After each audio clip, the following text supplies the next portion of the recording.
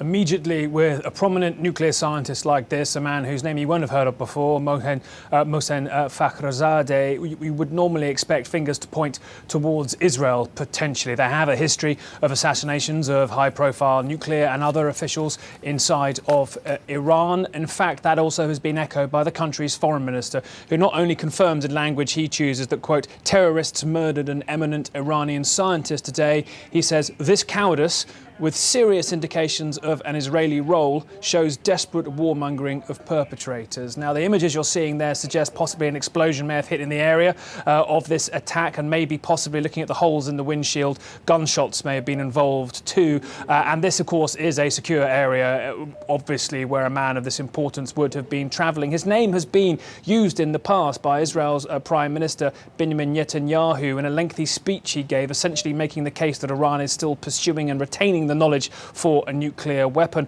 Unclear really what role Fakhrizadeh retained at this point. He was indicated in a US State Department report late last year as having this reservoir of knowledge. And the important point now, Boris, is that the Biden administration of the president-elect is weighing up what it's going to do in January with the nuclear deal that Donald Trump so fervently pulled out of as one of his key foreign policy tenets. There is an avenue for diplomacy here, but maybe not such a big one if Iran's hawks feel their backs are put out by key figures like this being assassinated, potentially in broad daylight on the outskirts of Tehran. A very tense moment already in the Middle East, and with this assassination today, regardless, frankly, of who ends up being behind it, it certainly makes the avenues for diplomacy in the weeks and months ahead a little tighter.